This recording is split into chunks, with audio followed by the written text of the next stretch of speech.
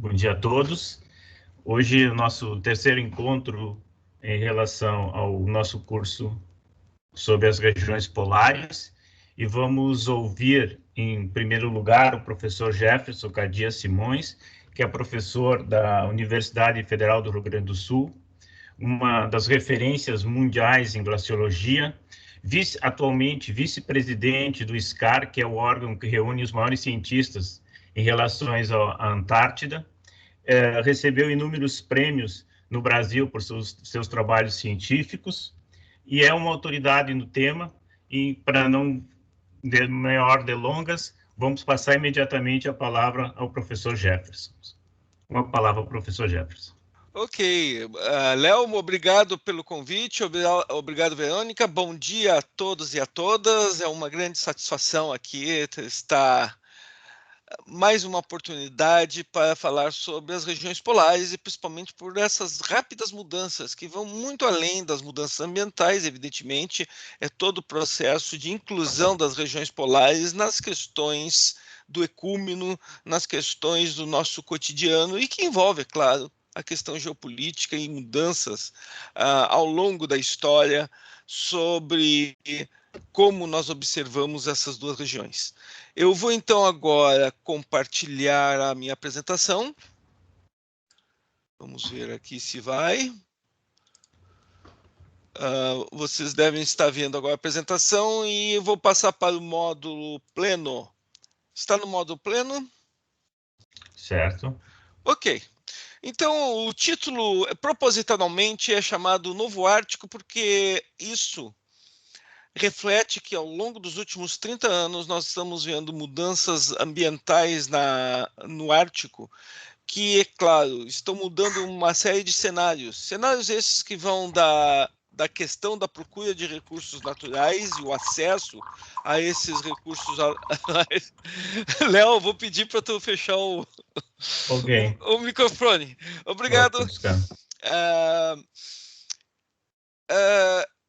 E, é claro, isso leva a novos cenários políticos e geopolíticos, desde questões de soberania, questões de definição de áreas econômicas exclusivas e questões geopolíticas.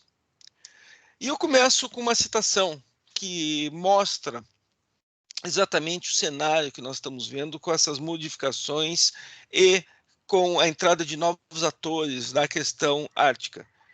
Então, o almirante chinês, não sei se a pronúncia está correta, Liu Zhu, deixou bem claro que o Ártico pertence a todas as pessoas ao redor do mundo. Ou seja, não se está se reconhecendo nenhuma soberania sobre ele. Nós vamos ver que é claro que a questão de soberania se aplica às leis do Estado e quando o Ártico continental, ou ilhas, e é claro que, fora isso, nós vamos ter a Convenção das Nações Unidas sobre o Direito do Mar. Mas daqui a pouco nós falamos um pouquinho sobre como o Ártico se insere em toda essa situação. A primeira questão é a delimitação. Por incrível que pareça, não é tão fácil definir o limite da nossa região de interesse, o limite ártico. Geralmente se confundem, se acha que o limite da região ártica é o Círculo Polar Ártico. Não é.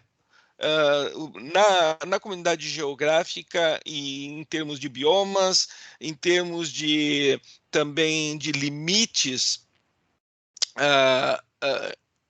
inclusive étnicos, o que nós vamos aceitar é a isoterma do mês mais quente, é julho, de 10 graus centígrados, que é essa lista laranja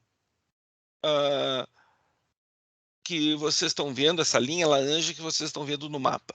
Inclusive, vai muito mais ao sul, em grande parte do que o Círculo Ártico. E isso coincide, é uma vantagem que coincide com alguns limites, tanto humanos, que nem as diferentes etnias, daquelas que vivem na tundra, que nem os Inuits, que nem os Nenets na Rússia, como também outras etnias que vivem mais ao sul na floresta boreal. É um limite de biomas, é um limite também climático. Nós temos que lembrar que essa região ártica em si, incluindo a parte continental e principalmente oceânica, porque nós temos um oceano Mediterrâneo circundado por terra, e por isso nós vamos estar falando muito da lei do fundo dos oceanos, ou melhor, como a convenção da lei dos oceanos é aplicada aos fundos. E com algumas diferenças, né, se nós compararmos com a Antártica. Já está integrado a economia regional e global, cada vez mais, tem uma população autóctone e que hoje cada vez mais procura ter pelo menos uma semi-autonomia, tem a soberania nacional conquistada ao longo do século XX, de várias regiões, vários países, e uma longa história de exploração.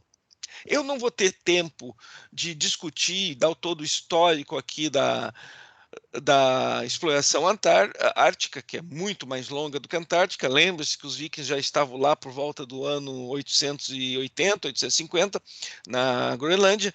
Mas o mais importante é nós entendermos que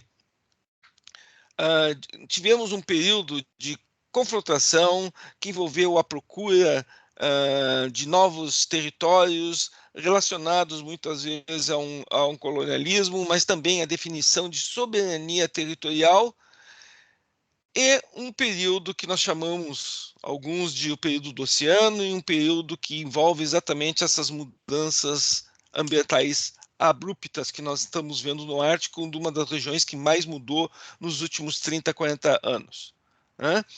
Lembre-se ainda que no século XX, mesmo na Segunda Guerra Mundial, foi palco de algumas atividades militares, inclusive, não sei se vocês sabem por curiosidade, a última tropa a se render da Alemanha, no final, já em julho, agosto, foi uma expedição secreta meteorológica na ilha de Nordausterland, em Svalbard.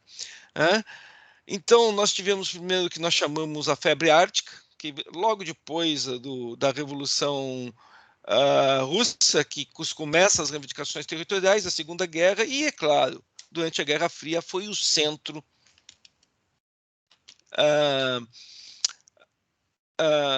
da estratégia militar. Então, toda a história começa no início do século XX, quando se começa a se pensar sobre a quem pertence o Ártico, e o parlamento canadense foi discutido pelo senador Poirier a questão da teoria dos setores. Lembre-se que essa teoria dos setores, inclusive, vai ter um impacto aqui na geógrafa Terezinha de Castro, quando ela propõe isso para o hemisfério sul. Opa, houve um probleminha aqui.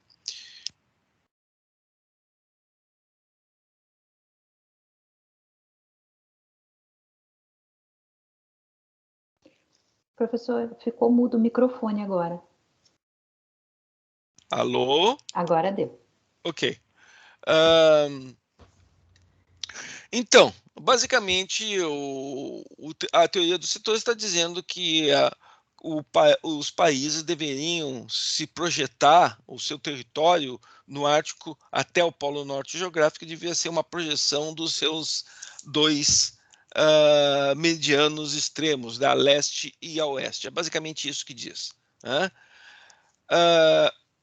Isso foi até no início, alguns países, principalmente o Canadá, usou para defender uma possível soberania. Aí nós tivemos a Segunda Guerra, logo após essas primeiras reivindicações. Lembre-se, então, um fator muito importante, que vai ser modelo, inclusive, para outros tratados, foi a criação do Tratado de Spitsbergen, ainda nessa fase de reivindicações territoriais, que, apesar não, né, eu diria, ao reconhecer a soberania sobre Spitsbergen pela Noruega, reservava a todos os países signatários uma série de direitos da sua presença física, de pesquisa e principalmente da obtenção ou exploração de recursos minerais. Isso vai ser muito importante ao longo do século XX, porque vai ser usado por alguns países para a sua presença física, principalmente pela União Soviética nesse arquipélago. né? Mas o Spitsbergen continua, sempre foi no tratado desmilitarizado, né? E aberto, inclusive, a novas assinaturas. Se vocês olharem a lista à esquerda, vocês vão ver que o Brasil nunca esteve nessa lista de signatários, apesar de até a Argentina e o Afeganistão estão assinaram o tratado, né? Esse tratado também, então, como eu falei, dá um acesso à explotação dos recursos minerais dessa região. Só por isso já valeria a pena o Brasil se interessar, e não esquecendo a questão de preservação ambiental desse arquipélago, que hoje tem 15 membros originais, mais 30 que já subscreveram. Só que uma curiosidade, isso aqui é um jovem pesquisador se formando em glaciologia, fazendo seu trabalho de doutorado em Svalbard em 85, 86. O Brasil, então, já esteve lá. Bom, mas antes de adiante, vamos abordar algumas visões clássicas da geopolítica ártica. Se vocês olharem o Mahan e o Mackinder na primeira metade, o início do século, primeira metade do século XX, sempre houve aquela ideia nessas duas visões originais que a Rússia estaria protegida, seria um centro, uma área pivô na geopolítica mundial, devido exatamente a um extenso mar congelado, que vai ser uma grande mudança.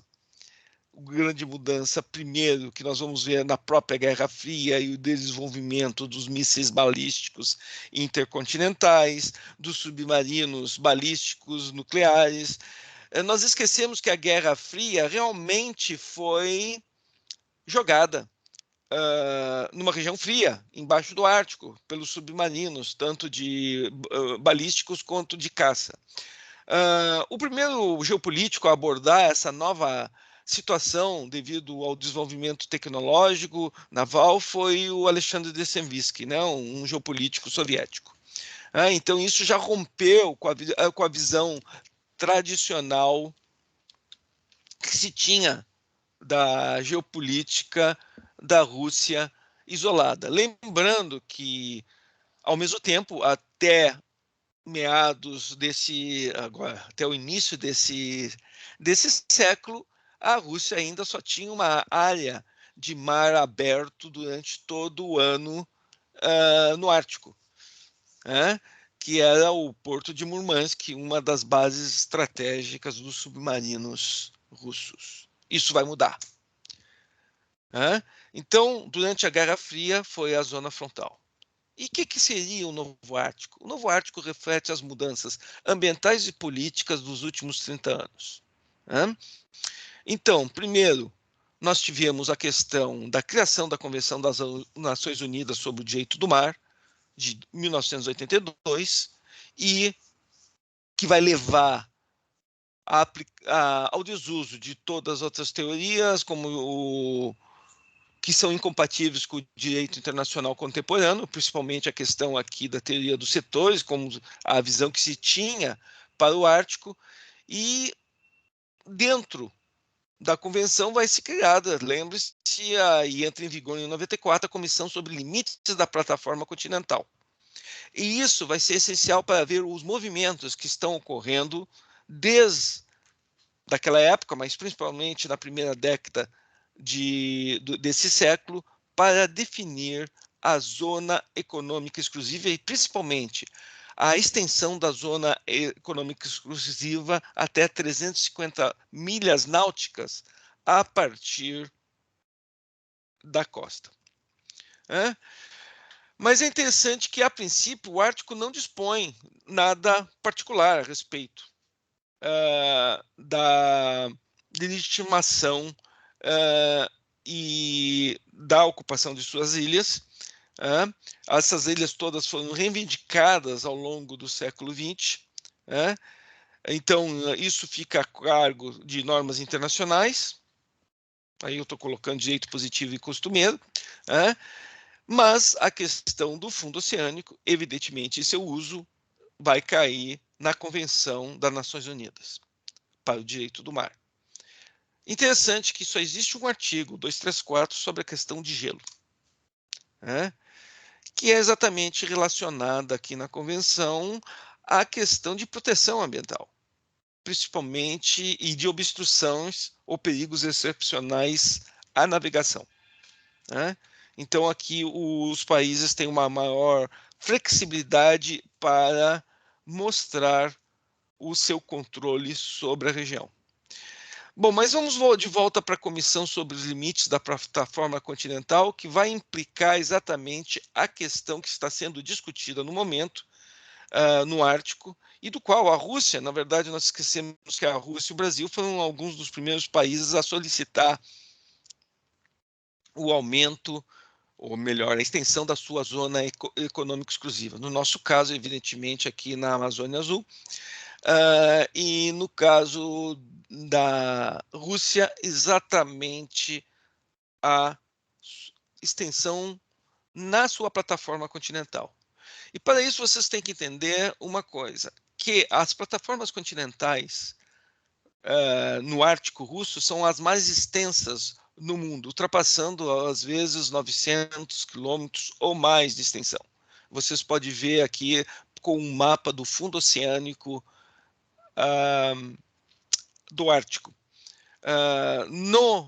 Na América do Norte, essas plataformas continentais não são muito longas, mas tanto na bacia oceânica, a bacia oceânica é o fundo oceânico, mas na plataforma continental da Eurásia e na plataforma continental da América do Norte, a exploração de óleo já ocorre há algumas décadas, de óleo e gás. Uma questão interessante que vai aparecer nessas discussões é a cadeia Lomonosov. A cadeia Lomonosov, a todo princípio, não tem origem continental, mas a Rússia tem insistido nos últimos anos que talvez fosse uma extensão continental de sua plataforma continental, o que levaria eles a aumentar a área de reivindicação até em direção ao polo norte geográfico. Então, falando sobre isso, falando sobre a expansão dos limites das zonas econômicas exclusivas, conforme a Convenção das Nações Unidas para o Direito do Mar, o que vale, na verdade, é que os países podem, sim, fazer essa reivindicação até 350 milhas. Isso é mais ou menos 650 milhas da sua linha de costa. E, portanto, essa figura que vocês estão vendo da bandeirinha russa no fundo do oceânico é só mediático. Ela não tem impacto nenhum, tanto nem político, muito menos legal, e era só uma demonstração mediática de interesse dos russos sobre o Ártico. O que está atrás, aí sim, a realidade é a demanda, ou a reivindicação, ou a apresentação da proposta junto à Convenção das Nações Unidas para estender a sua área. Então, a primeira demanda foi russa, outros países árticos já preparam também.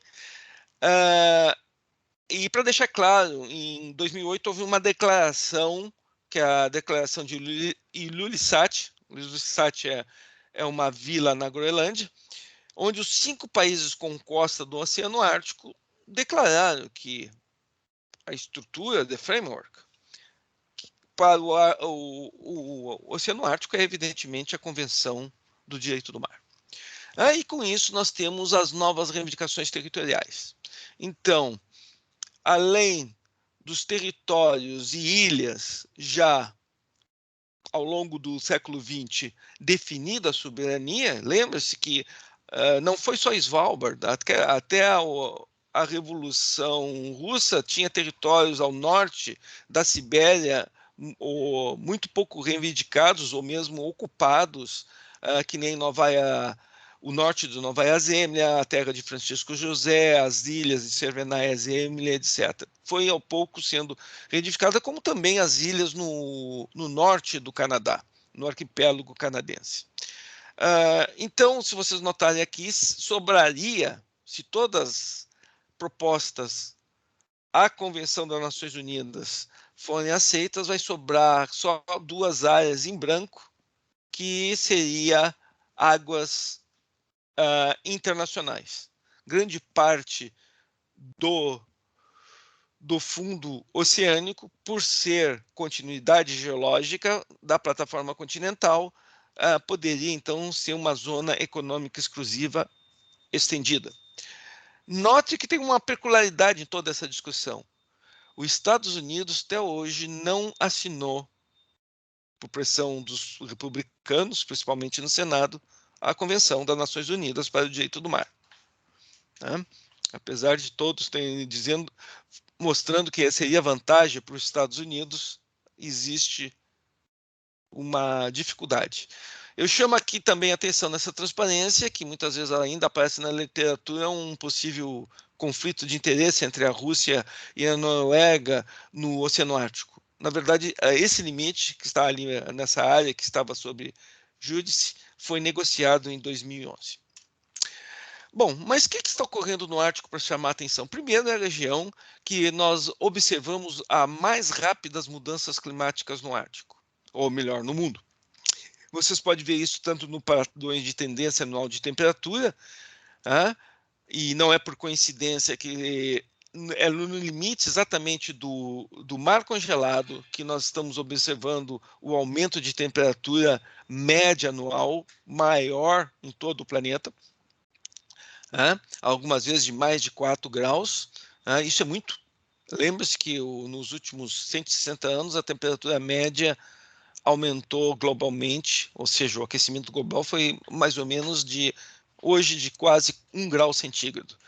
Então vocês estão vendo aqui coisas muito mais rápidas, e isso, é claro, tem um impacto muito grande na extensão do gelo marinho, já vou falar sobre isso, e nos biomas.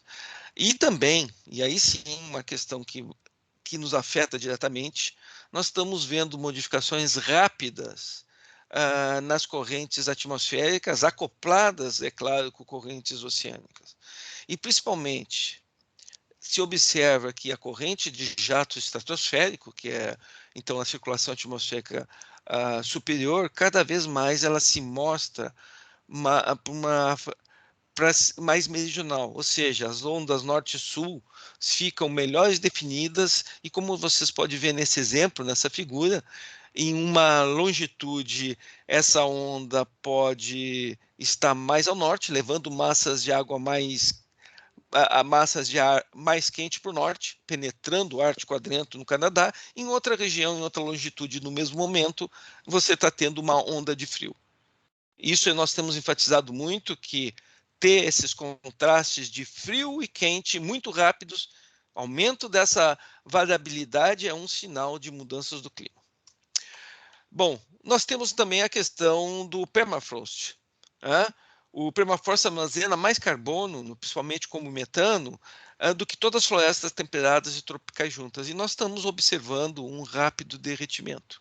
E isso gera uma série de retroprocessamentos, principalmente que você joga mais carbono na atmosfera, que intensifica mais ainda o efeito estufa, que aumenta a temperatura e que vai do Ártico e que derrete mais permafrost e assim por diante.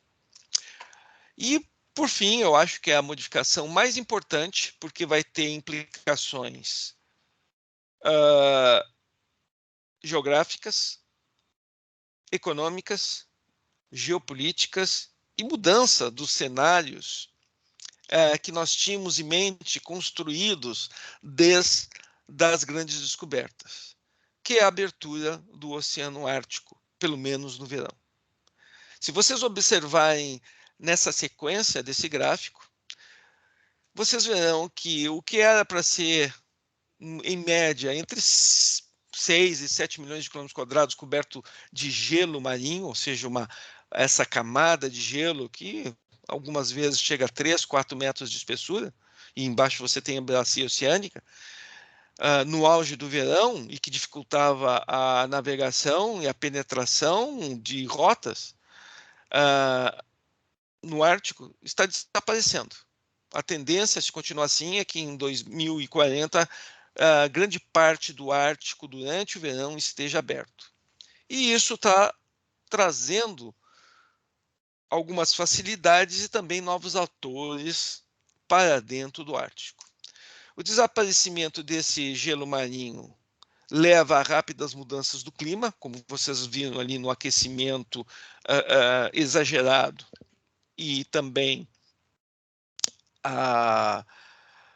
ao reflexo dessas mudanças do clima em latitudes baixas, mas olhem aqui a tão sonhada passagens mais curtas entre o Ocidente e o Oriente, desde as grandes descobertas, se torna realidade. E vocês estão vendo na figura da direita, ou melhor, desculpe, no mapa da esquerda, exatamente a rota do Nordeste, que é aquela que já é usada desde a época da União Soviética, mas com o uso de quebra-gelos, e também da rota do Noroeste sobre o norte do Canadá. Isso reduz custos de navegação, reduz duração das viagens e abrem novas possibilidades. Isso vai chamar, é claro, o interesse da nova grande potência China para também começar a adentrar no Ártico. Né?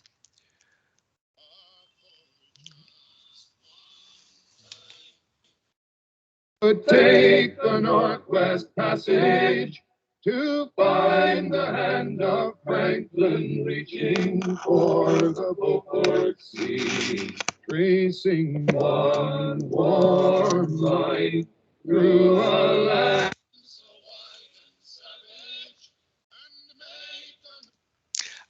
A música que vocês estavam ouvindo no fundo é exatamente uma canção do Stan Rogers sobre a busca da passagem do Noroeste, que tem um impacto no imaginário canadense, mesmo britânico, foi um dos grandes sonhos, né? Se vocês lerem um pouco de história, teve as famosas expedições, principalmente a do Franklin, que se perdeu e nunca mais foi vista. Uma outra curiosidade aqui, os primeiros a tentarem fazer a rota do Noroeste foram os portugueses, mas depois que 2 expedições dos irmãos Corte Real desapareceram em 1500, 1503, nunca mais teve presença portuguesa aqui nessa região. Lembre-se que essa exploração é sempre levada pelos recursos, primeiro pesqueiros, depois minerais e de transporte.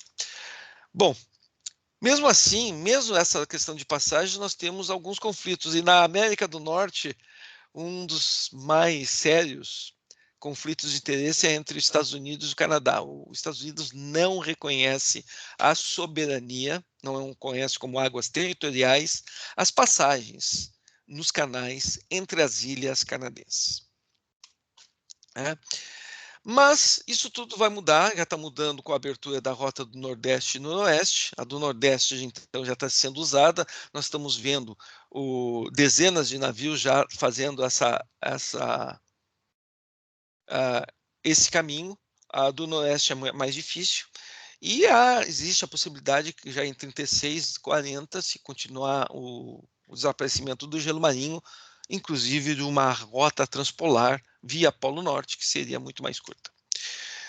O que está atrás disso? O acesso facilitado a recursos minerais. Nós temos há muito tempo a exploração de óleo no norte do Alasca, na Baía de Prudhoe, em Barrow, também já se começa a exploração no Delta do Mackenzie, e principalmente também na Rússia. Você sabe que os grandes campos de óleo e gás da Rússia, nos campos de Pechora e inclusive em áreas que vivem os Nenets.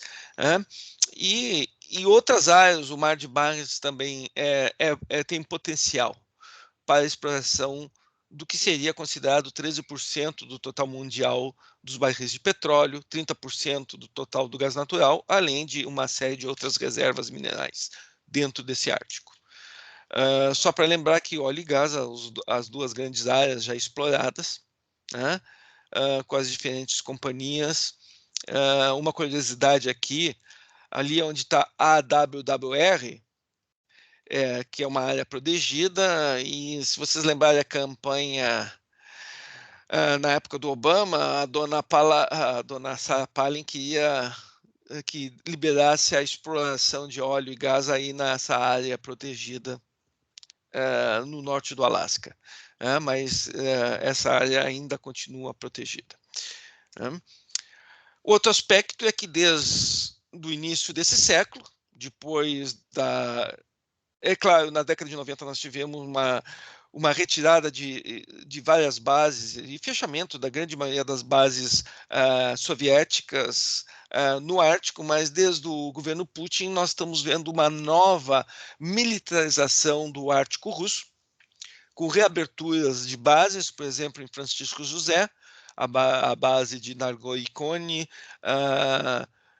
e também a expansão da frota ártica, a frota setentrional, e outras tantas ações da presença russa no Ártico.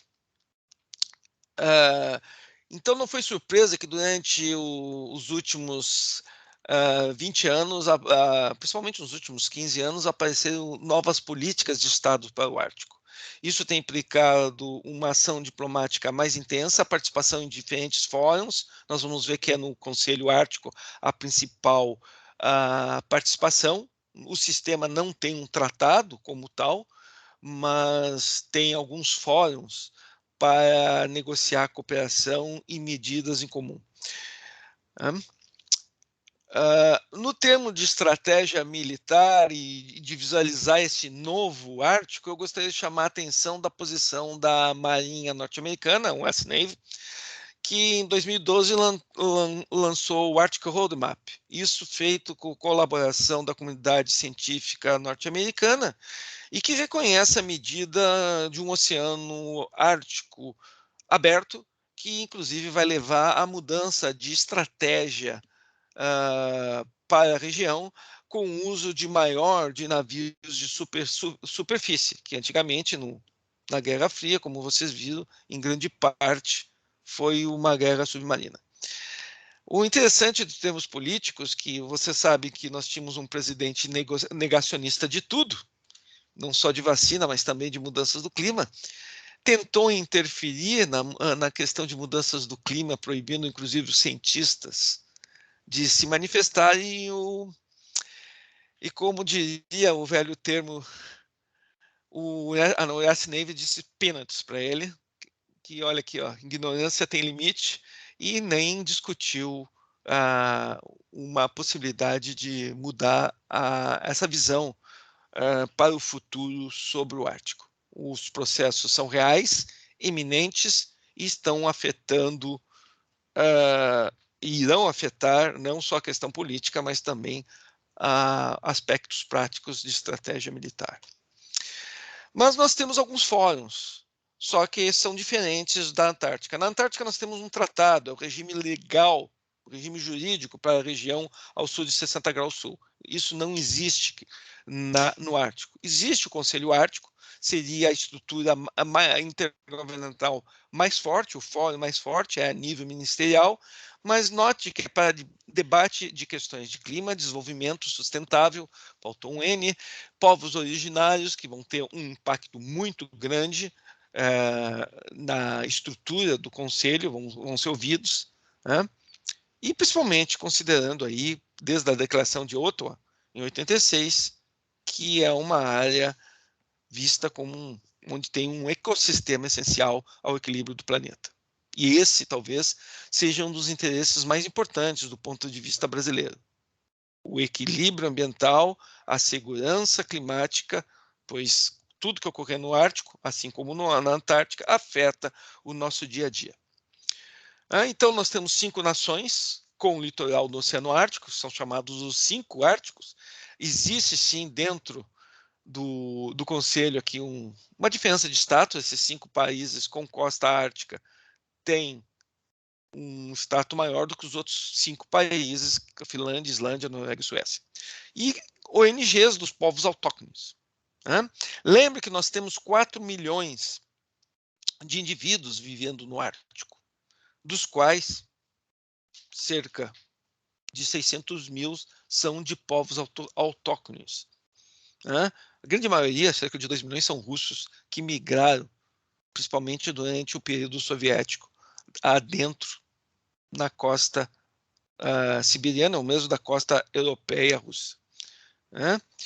E mais 3 estados observadores. Existe uma série de outros fóruns internacionais para discussão. Alguns surgiram do próprio ou motivados pela própria existência do Conselho Ártico, e eu só vou falar sobre 2.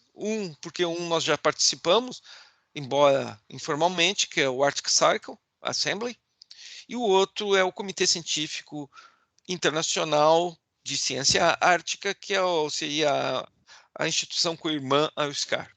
Então, o Arctic Circle é um fórum internacional de discussões que foi criado e organizado pelo ex-presidente da Islândia. Nós participamos em 2015, liderados pelo embaixador do Brasil na Noruega, o Flávio Macieira.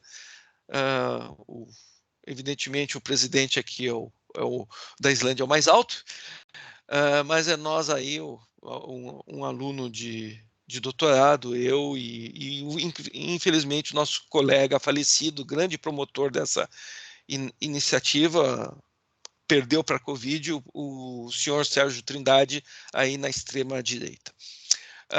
Então é uma rede internacional de diálogo e cooperação sobre o futuro do Ártico.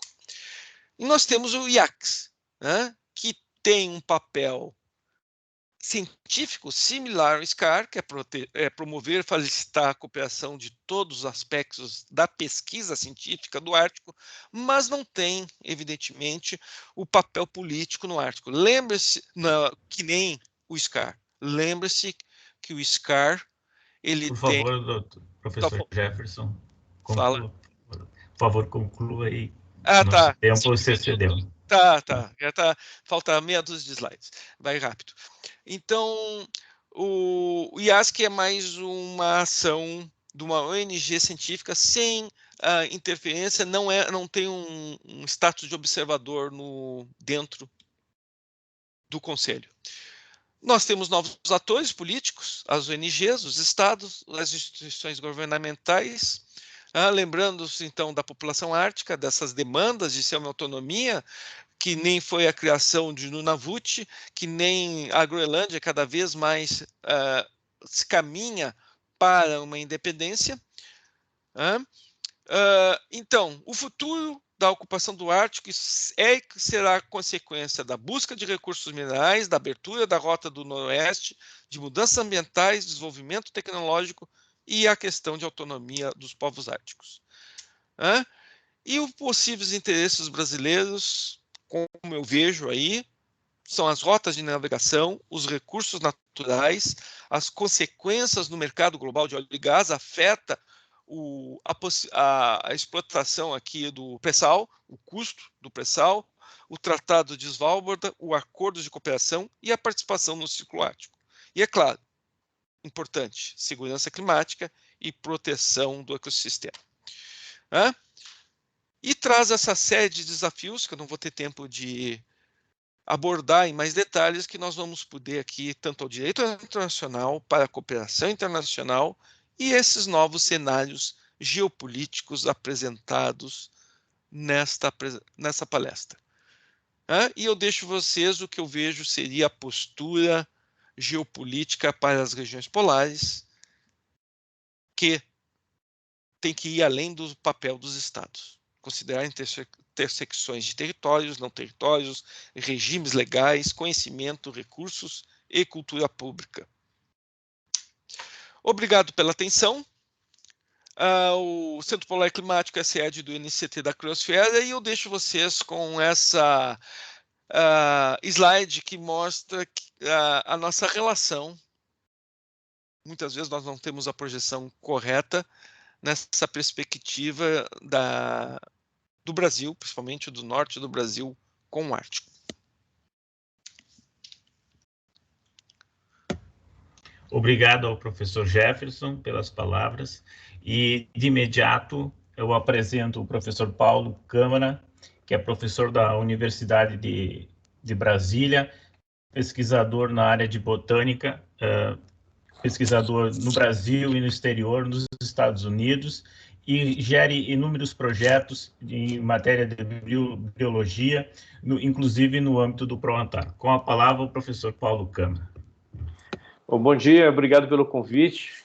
Sinto extremamente honrado em fazer parte desse seleto grupo aqui, nessa manhã fria aqui em Brasília.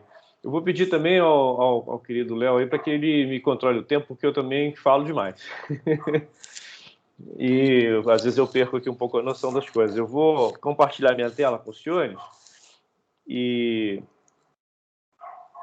deixa eu ver se eu consigo fazê-lo aqui. Só um minutinho, compartilhar.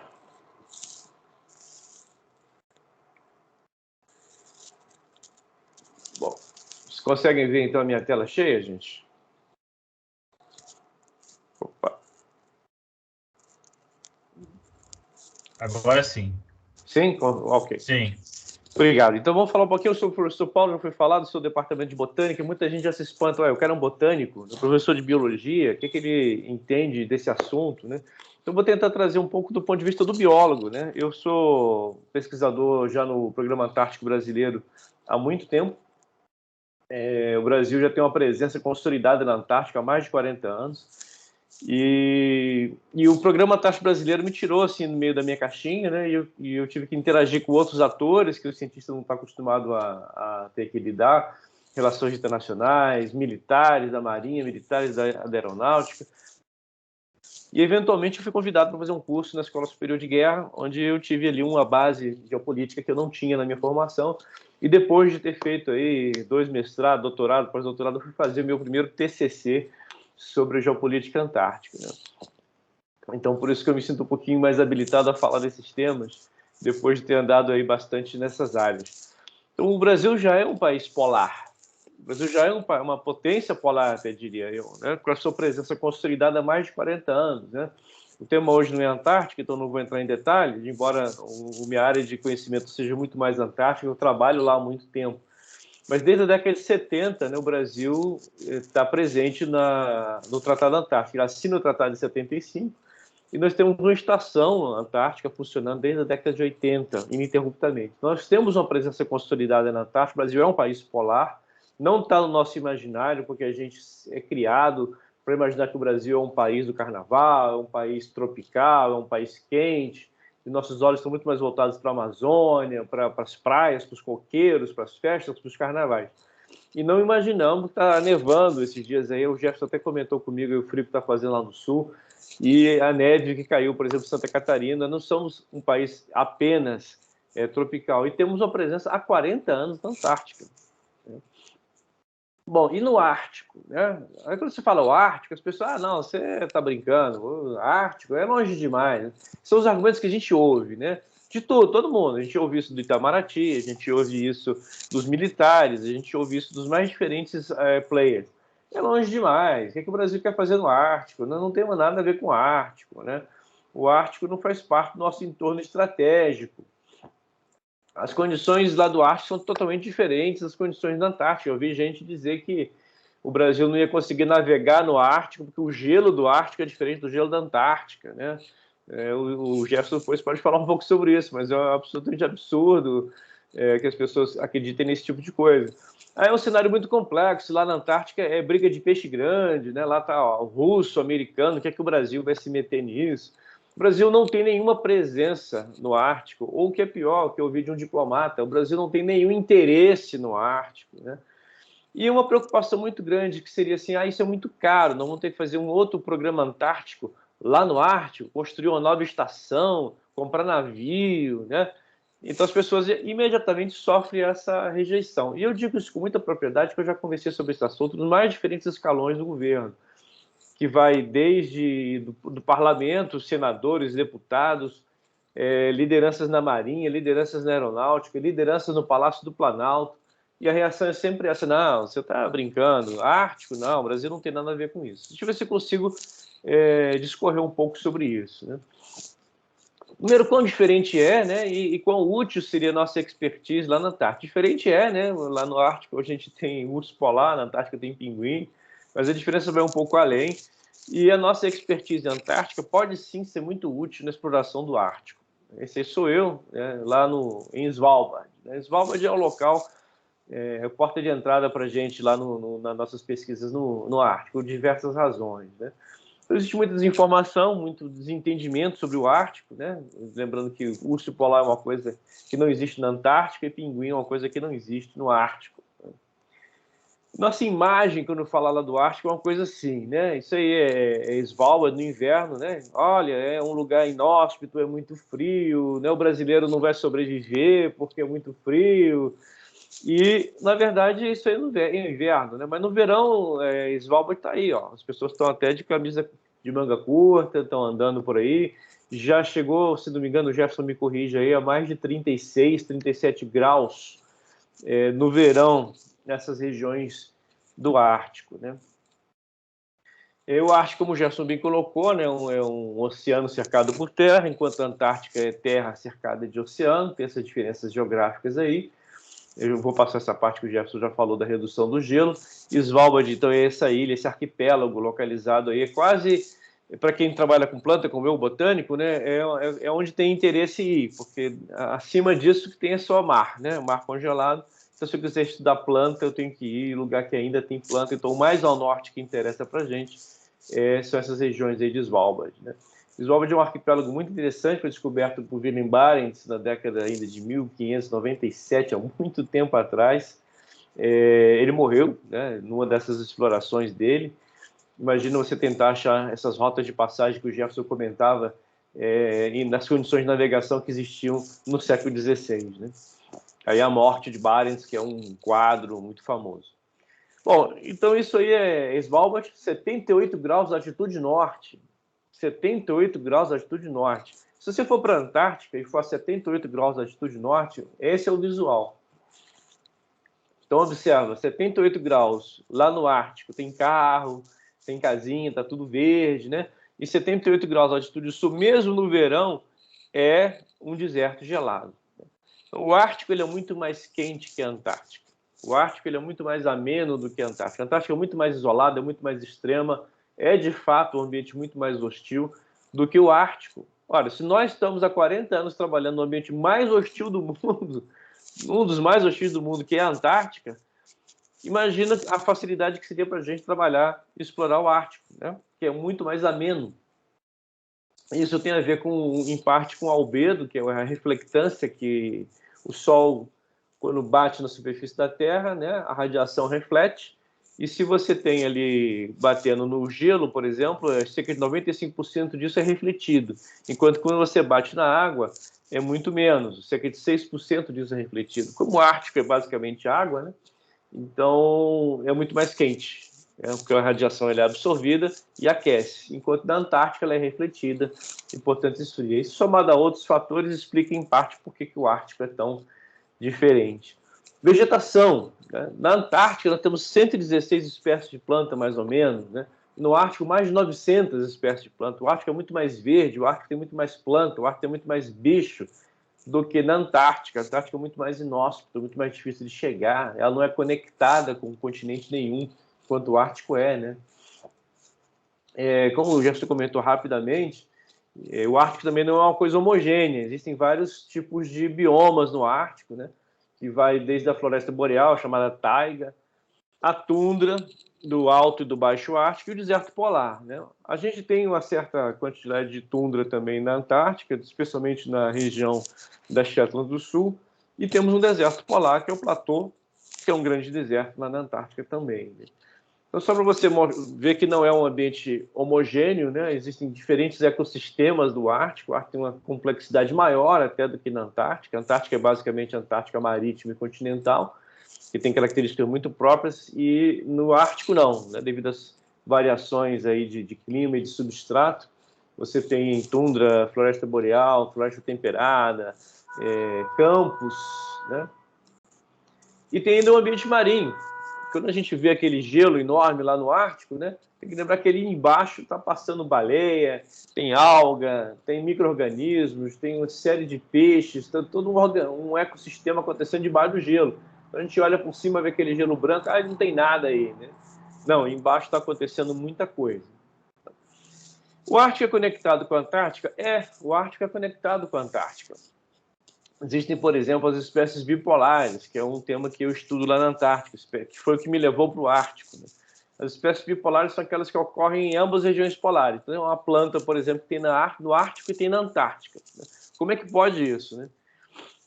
Eu vou passar essa parte aqui, que tem mais a ver com DNA, mas, basicamente, aves, por exemplo, fazem migração do Ártico para a Antártica. Essa é uma das aves que faz isso. Como é que a gente sabe? Porque elas são marcadas, né? Tem essa anilha no pezinho aí da ave, a gente marca ela num lugar, depois encontra ela em outro, sabe que ela viajou.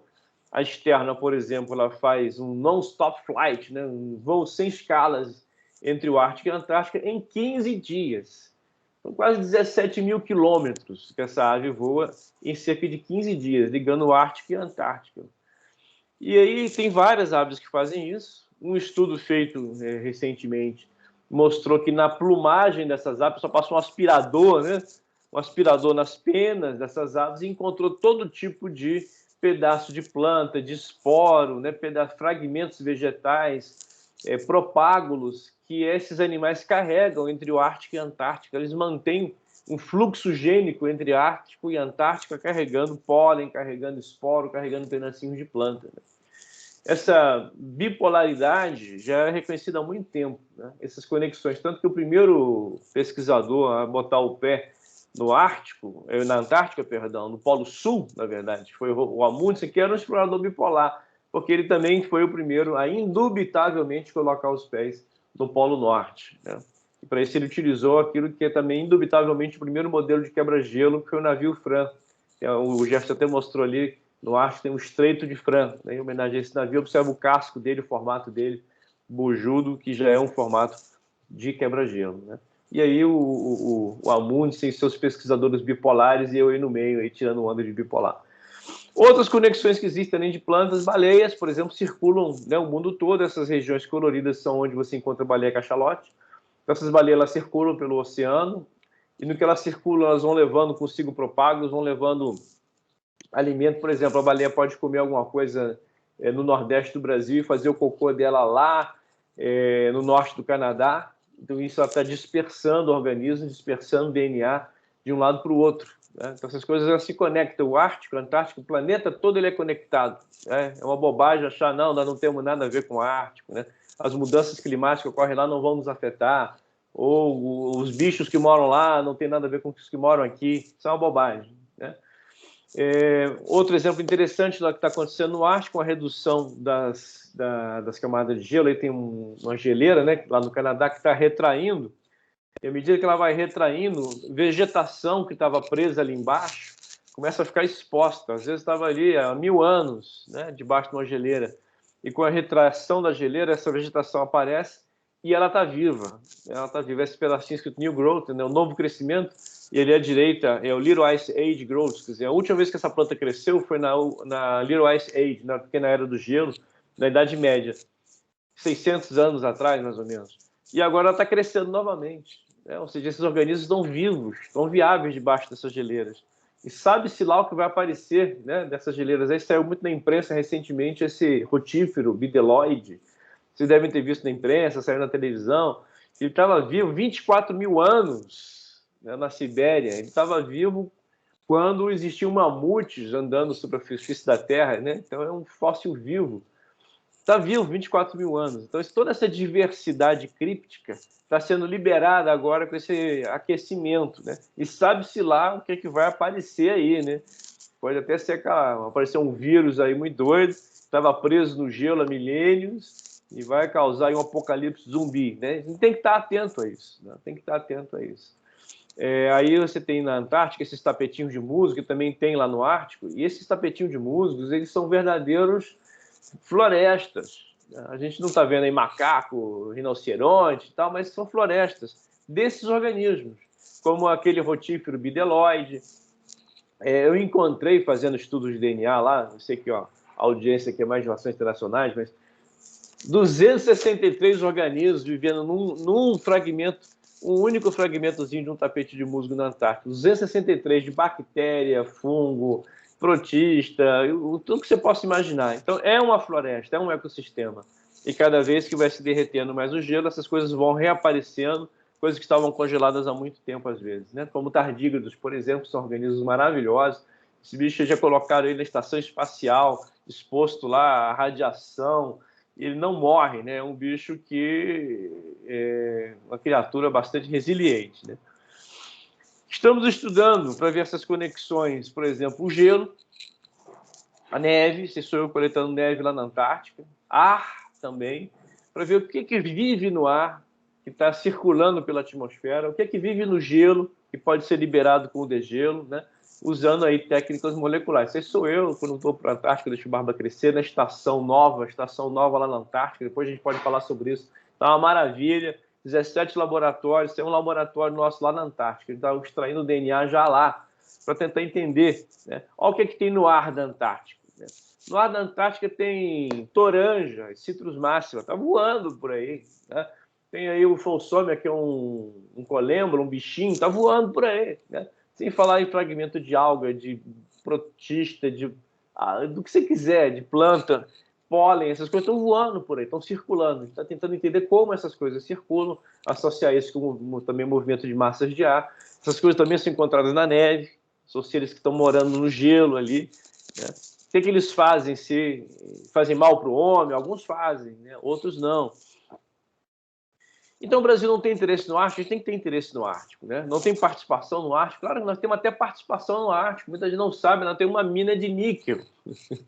O Jefferson vai brigar comigo porque não é exatamente no Ártico, é no subártico, mas é na região de influência do Ártico, né? No Canadá, nós temos uma mina de níquel da Vale, no Ártico. Então, o Brasil não só tem interesse, como ele tem presença já no Ártico.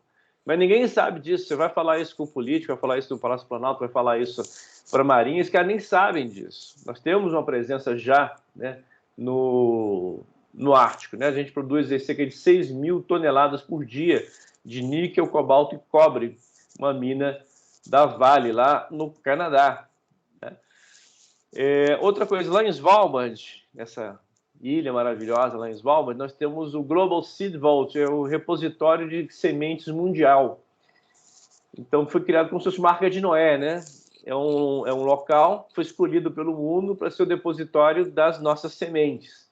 Essa entrada, né, ela fica dentro de uma montanha, foi escolhido justamente porque essa montanha está dentro do permafrost, ela está congelada, e lá dentro você tem representante de todas as nossas culturas vegetais, nosso milho, nossa soja, nosso feijão, estão guardados lá. No evento de um cataclisma ambiental, a humanidade poderia recomeçar com as sementes que estão guardadas ali, né? Inclusive sementes doadas pela Embrapa estão guardadas lá. Então também é uma participação do Brasil em iniciativas no Ártico. Também as pessoas não sabem que existe, não estão ligadas nisso, né? Tem cientista brasileiro trabalhando no Ártico? Até tem. Acho que a maioria está falando com vocês hoje, né? Eu e o Jefferson. A gente não tem nem muita noção quanto a gente está, porque o Brasil não tem uma participação oficial no Ártico. Então, quando eu fui para o Ártico, eu peguei e fui, né? O governo nem sabe que eu fui. As pessoas não sabem que eu fui. Sabem que eu fui porque eu mostrei a foto que o Paulo foi lá, né? O Jefferson foi, fez o doutorado dele, a parte do campo do Jefferson foi lá em Svalbard. A gente vai. Mas quantos brasileiros tem? Certamente muito poucos mesmo, né? E os que vão por iniciativas individuais, ou convidado por um colega lá da Noruega a vir trabalhar comigo, vão fazer um campo juntos, mas não existe uma participação efetiva oficial do Brasil, né? Uma outra preocupação é que o Brasil não teria perna, né? O Brasil não tem dinheiro para construir uma estação lá, construir uma pista de pouso lá. Não precisa de nada disso.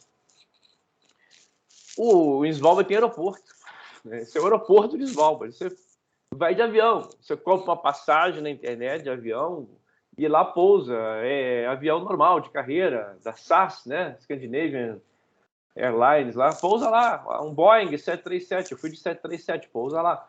Então a gente tem essa ideia, por ter 40 anos de participação na Antártica, que para você ir lá você tem que mandar um avião da Força Aérea Brasileira, como a gente manda para a Antártica, um Hércules, ou tem que mandar um navio polar, como a gente manda para a Antártida, tem que construir uma estação, como a gente construiu lá. Não precisa nada disso. Você simplesmente pousa no Hércules, pousa num avião normal de carreira, um Boeing 737, você compra passagem pela internet, sai de Oslo, faz uma escala em Tromsø e pousa aí. Tem voo todo dia, pousa aí. E você fica aí, ó, tem hotel. Olha o hotel. Isso é uma universidade que tem lá em Svalbard. E tem hotel, esse é o hotel. Ó. Essa professora Micheline, pesquisadora do nosso projeto, a gente ficou hospedado no hotel. Então as pessoas terem medo, não, nós não temos dinheiro para construir uma estação no Ártico. Inicialmente não precisa. Você fica no hotel. Mas por que as pessoas acham isso? Porque elas nunca foram lá, ou elas nunca sequer pensaram nisso lá. É muito mais fácil, é muito mais barato fazer pesquisa no Ártico do que fazer lá na Antártica, pode ter certeza disso. Né? E aí, nós temos um roadmap para o Brasil no Ártico. O Brasil quer participar do Ártico? Bom, certamente os cientistas querem, pelo menos uma parte deles querem. Né? A gente precisaria, acredito eu, inicialmente, aderir ao Tratado de Svalbard, porque é de graça. Como o Jefferson citou, o Afeganistão é signatário, a Argentina, nosso vizinho aqui, é signatário. Por que nós não poderíamos ser signatários? Uma vez que nós somos signatários, a gente poderia começar a fazer pesquisa. Acho que a nossa chegada no Ártico é através da ciência, é a ciência como uma ferramenta geopolítica, é a ciência servindo aos interesses do país como Estado, né, como nação soberana. E uma vez que a gente, então, tem estabelecido um programa de pesquisas no local, que não é caro, como os senhores viram, nós poderíamos, em alguns anos, solicitar assento como membro observador do Conselho do Ártico, como já fez a Índia, como já fez a China, Singapura, que são membros observadores do Conselho do Ártico, onde nós poderíamos fazer valer a nossa voz. Não voto, obviamente, nós como observadores não vamos ter voto, mas vamos ter direito à voz. Podemos incomodar, podemos saber o que está acontecendo. E, para isso, bastaria mandar um representante nas reuniões do Conselho, que poderia ser, como o Jefferson bem lembrou aí, embaixador do Brasil na Noruega, embaixador do Brasil em algum país ártico. Né? Também não teria grandes custos para a gente. Né? Então, em termos gerais, tentando ficar aqui dentro dos 20 minutos que me foram designados, deixo aí meu e-mail de contato para vocês. Quem quiser falar mais sobre o Ártico, esse é um assunto que a gente poderia ficar aqui falando o dia inteiro, né? Mas, em linhas gerais, do ponto de vista do cientista, era mais ou menos isso que eu queria contar para vocês, gente. Mais uma vez, obrigado. Vou tentar descompartilhar aqui a minha tela e fico à disposição de vocês para perguntas, críticas, sugestões, comentários. É isso. Obrigado, professor Paulo. Meio corrido. Especialmente, obrigado. Temos aqui várias perguntas, né, das pessoas que estão assistindo, e uma pergunta que parece bastante relevante e também circulou várias vezes é tentar mostrar quais são as influências das mudanças climáticas no Ártico que possam afetar o ambiente brasileiro, né? Acho que essa é uma questão bem relevante aqui pelos que estão assistindo. Jefferson, você quer começar? Ele está sem som. Alô. Oi, estamos ouvindo. Estamos ouvindo. Então, abordando a questão de quais são as consequências das mudanças climáticas no Ártico para o planeta como um todo. Bom, como eu falei para vocês, nós estamos vendo uma rápida desaparecimento do mar congelado. Isso tem uma série de consequências tanto para a circulação atmosférica e oceânica e também para a biota. Vamos começar pelo mais longe. Muda a distribuição de uma série de organismos em termos latitudinais. Nós já estamos vendo penetração de diferentes espécies de pescas das regiões temperadas mais ao norte. Isso está fazendo que o estoque de pesca mude os seus locais, onde avance a pesca ártico adentro. Isso vai ter uma consequência econômica.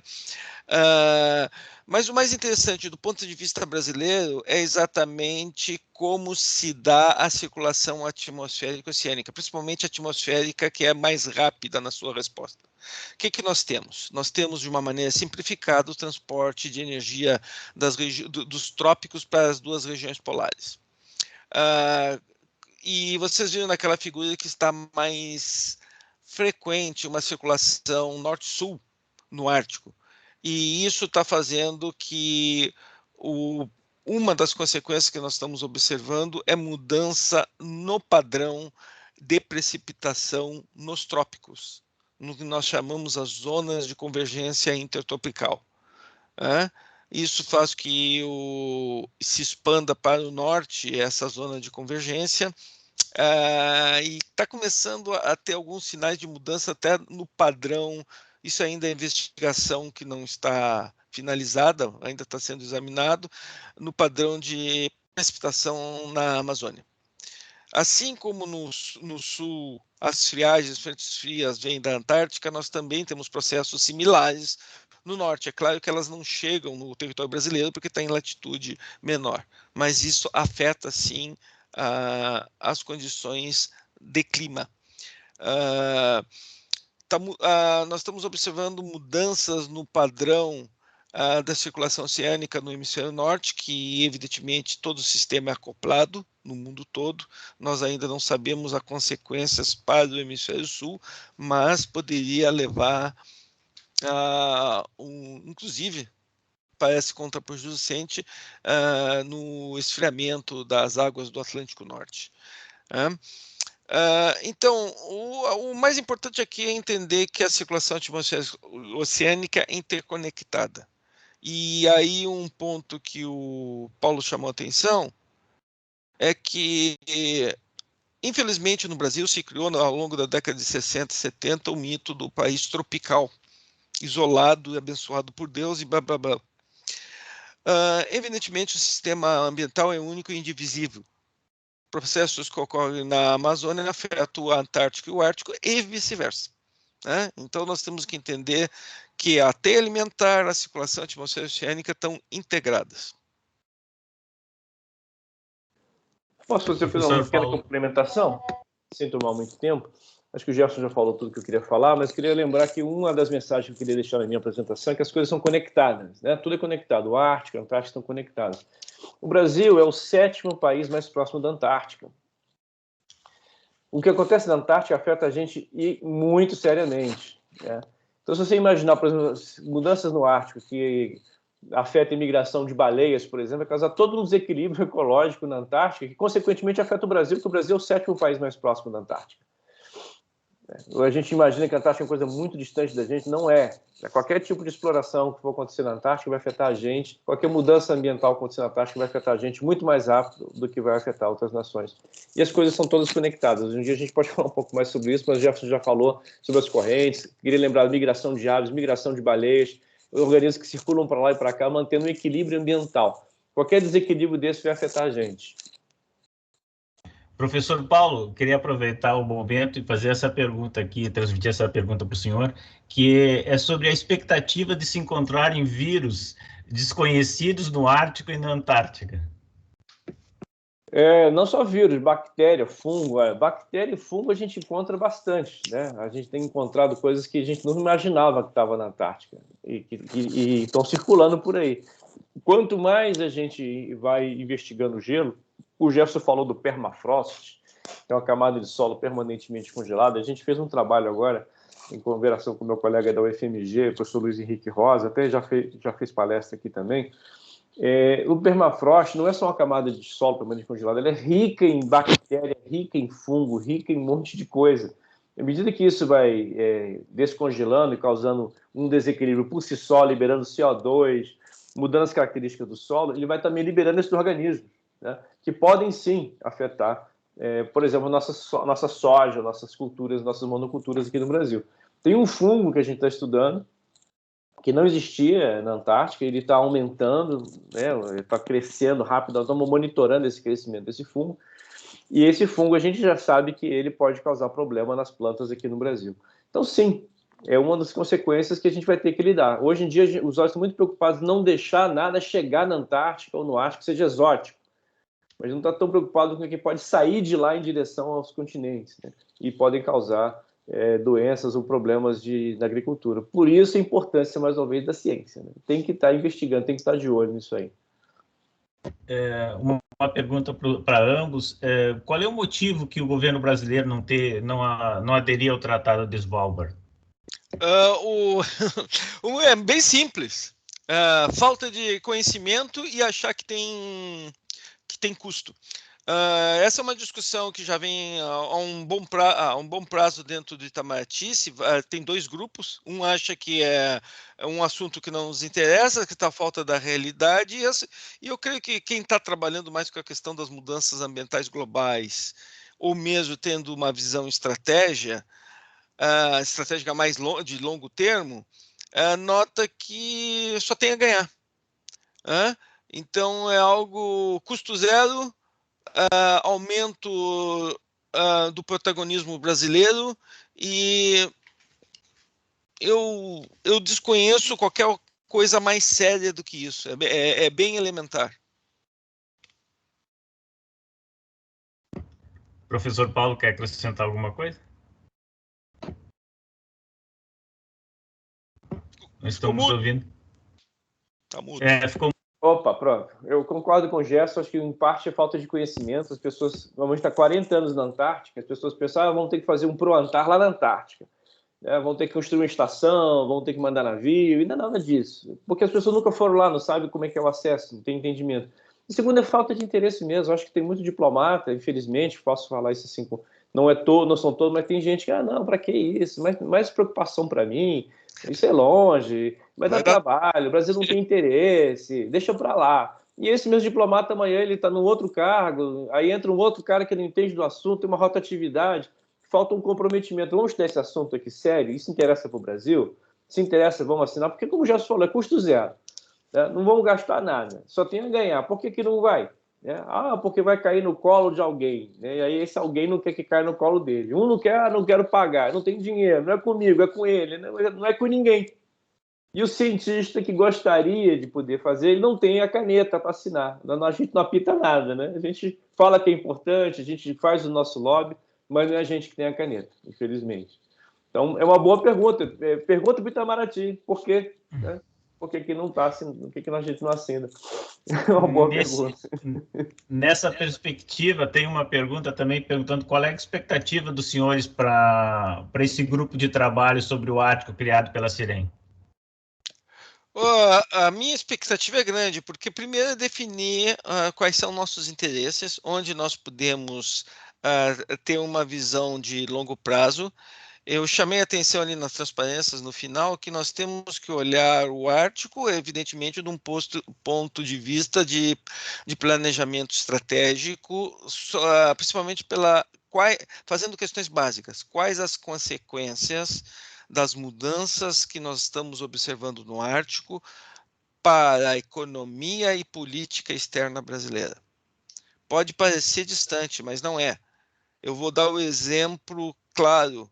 Existe uma área de fronteiras dentro da Petrobras que está sempre olhando onde é que é o próximo local de exploração de recursos minerais. Por enquanto, são áreas que nem as plataformas continentais africanas e a do Ártico. São as áreas mais prováveis de ser exploradas nos próximos anos. Então, mesmo indiretamente, mesmo que não houver um envolvimento do Brasil no Ártico, apesar que eu sei que, por exemplo, o Brasil já vende para alguns países que exploram o óleo do Ártico equipamentos de alta profundidade, porque nós temos essa tecnologia. Mesmo que o Brasil não faça um envolvimento direto, ele tem que estar ciente, por exemplo, como o preço de óleo e gás no mercado global vai ser afetado pelo que está ocorrendo no Ártico. Olha que nós estamos mudando duas coisas.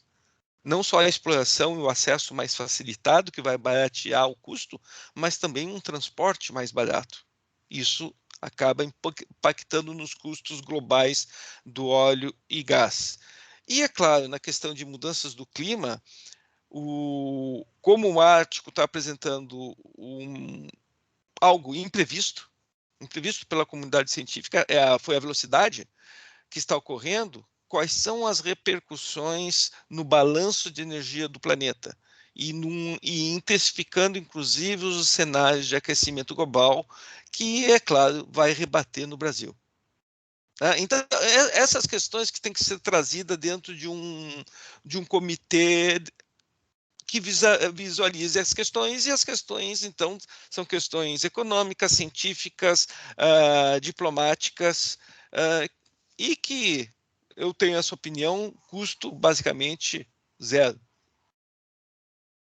Eu concordo com o que o Gerson falou. Eu queria complementar que Singapura, por exemplo, é membro observador do Conselho do Ártico. O que Singapura está fazendo lá, né?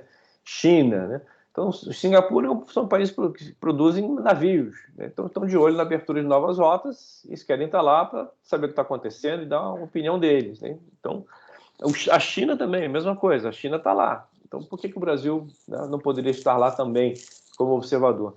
Existe hoje, eu acho que esse tema está amadurecendo, apesar de, como eu falei, as pessoas não estarem com esse radar ligado, mas acho que o tema está amadurecendo, especialmente lá junto à CECIRM, tem o GT, né, o Grupo de Trabalho do Ártico lá. Eu sou um otimista, eu acho que a gente vai fazer algum avanço em direção ao Ártico em breve, tomara. Só um comentário aqui do BRICS, só a África do Sul e o Brasil não estão no Ártico. Então, isso mostra que nós não podemos comparar a nossa economia com a da África do Sul, né? Que é muito menor. Então, são essas questões. Se nós queremos ter realmente um impacto global, nós temos que ter uma visão mais global. Temos uma pergunta mais específica, sobre algum tipo de pesquisa atualmente no Brasil na área de geologia, tanto no Ártico quanto na Antártica. Na Antártica, evidentemente, que tem muito, mas geologia, daí já... A Petrobras executa pesquisas no Ártico há décadas. Envia, inclusive, Svalbard, etc., principalmente na aprendizagem. Volta e meia envio pessoas lá e que trabalham para aprimorar. E existem projetos acadêmicos. A grande diferença, e o Paulo acho abordou essa questão, é que os projetos no Ártico, como não são centralizados, só se você fizer uma busca na plataforma Lattes do CNPq que você vai saber, né? No Prontário a gente mantém uma lista de projetos. No Ártico a gente tem, às vezes, eu conheço dezenas de doutores que fizeram doutorado com temas árticos. Então, principalmente na área biológica e geológica. Professor Paulo? O Jefferson é o nosso geólogo de plantão, então eu acho que ele já falou bem aí da geologia. Eu preciso reforçar que, como no Ártico é descentralizado, a gente não tem noção. De biólogos que trabalham no Ártico, eu conheço 2. Eu sou um deles. E geólogo tem mais interesse. Mas, assim, se tiver uma outra pessoa lá, a gente não tem nem como saber, né? Porque não tem esse controle, não é centralizado, o Brasil não é signatário, nada. E assinar o Tratado de Svalbard permite a gente ir a Svalbard sem precisar nem de passaporte. Você passa a ser como se fosse um membro, né, daquele clubinho. Você pode abrir uma tenda de açaí, se você quiser. Você pode explorar carvão lá, sem nenhum... E é zero, custo zero. Eu não entendo por que as pessoas têm medo disso. Quer dizer, nós só lucramos com isso. Eu não precisaria nem pedir licença para o norueguês para ir lá, porque nós seríamos membros do tratado.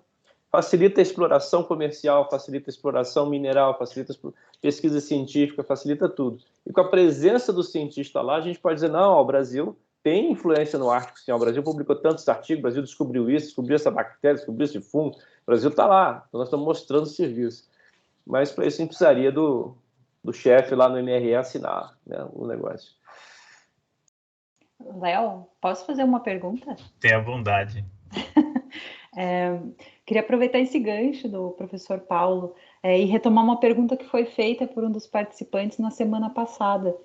A gente tem aprendido, então, com vocês, e é um tema que foi tratado em relação à Antártica, que está sendo tratado hoje em relação ao Ártico, que são locos privilegiados para se estudar, se compreender e se identificar as mudanças climáticas, né? Quando a gente olha para as regiões polares, a gente consegue identificar de maneira mais, enfim, direta, imediata, enfim, o fenômeno das mudanças climáticas e de como isso pode impactar o equilíbrio ambiental do planeta.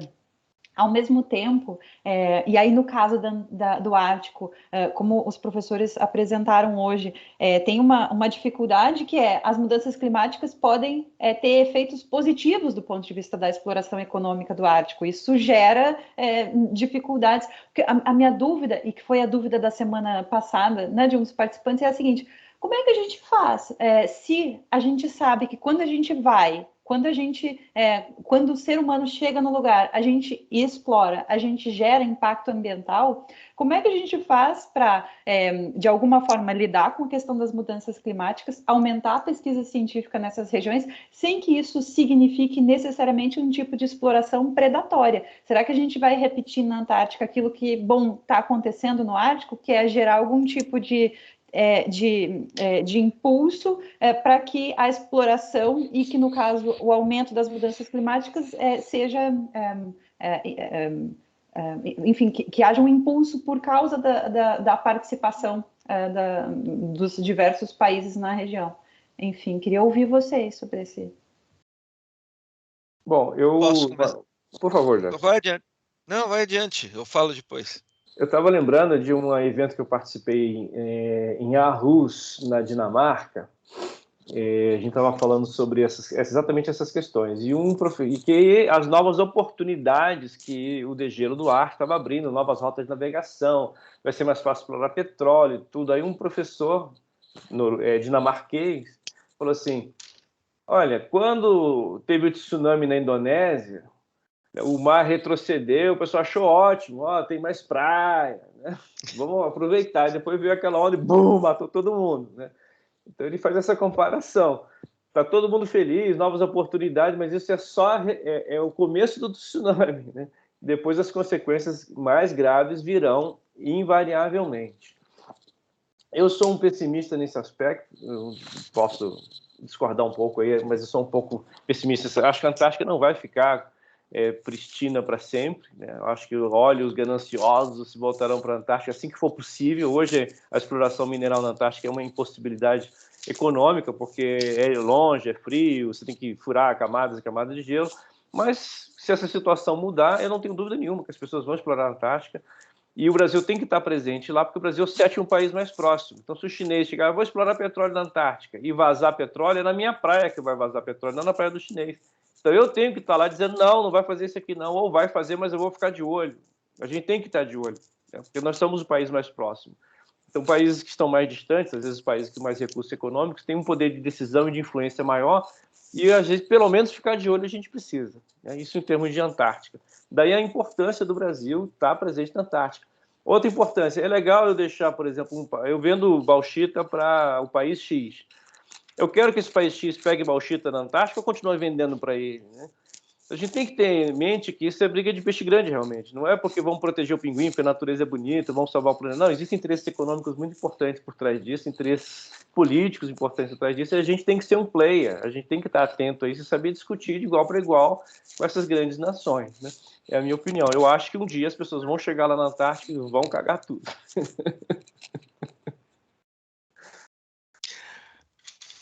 Bom, vamos lá.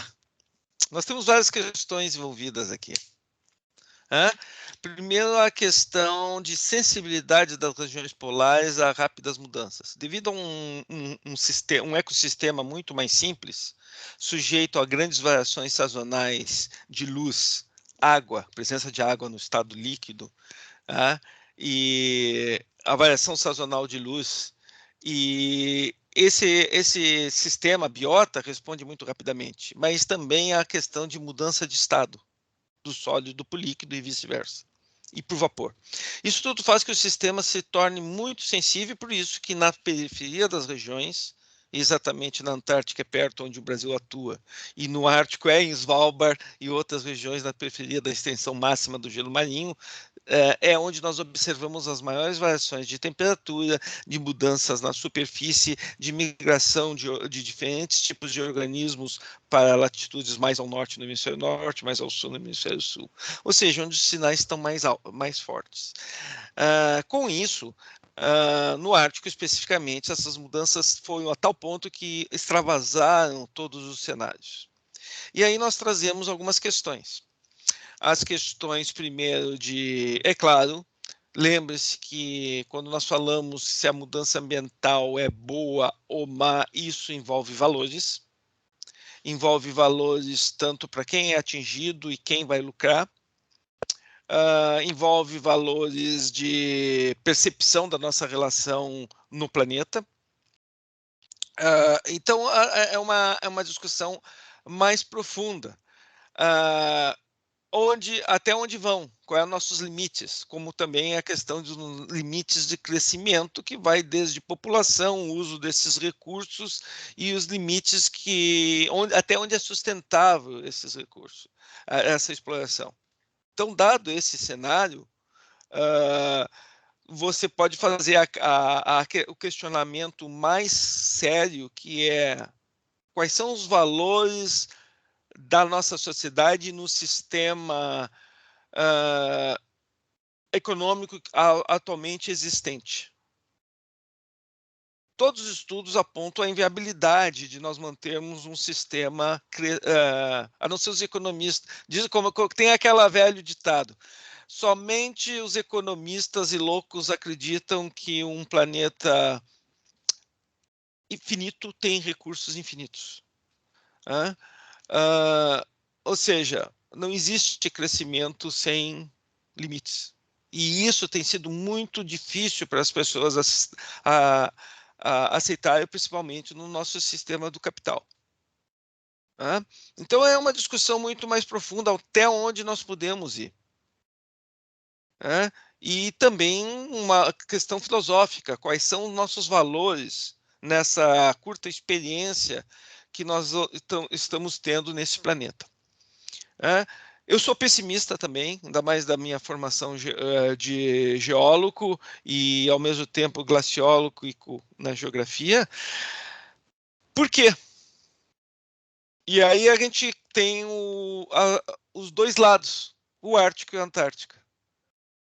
Na Antártica, eu tenho uma coisa que eu não tenho uma coisa que tem no Ártico: economicidade de exploração dos recursos.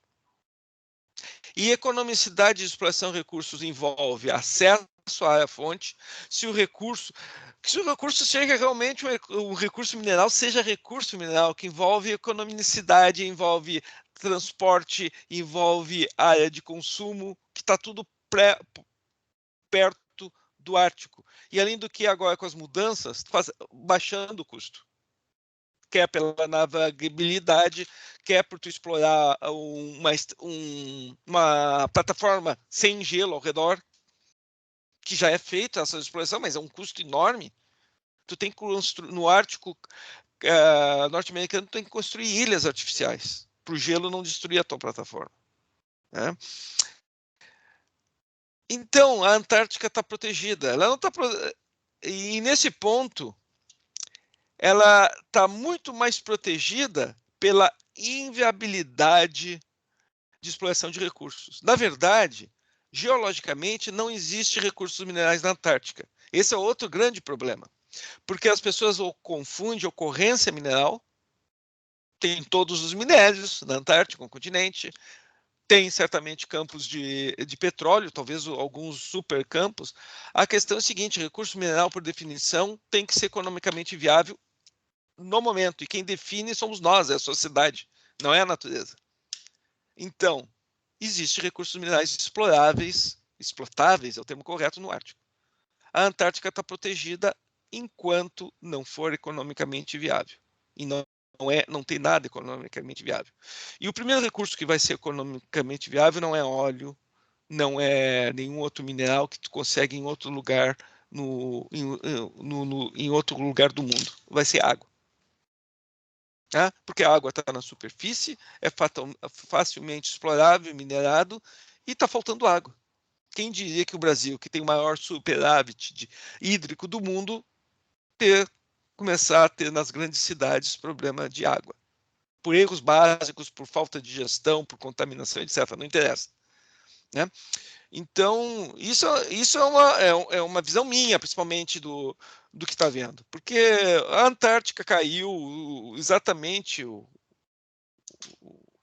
quando caiu a questão de uma convenção para a exploração de recursos minerais foi por dois motivos: a pressão ambientalista em alguns países e, por outro lado, a inviabilidade econômica.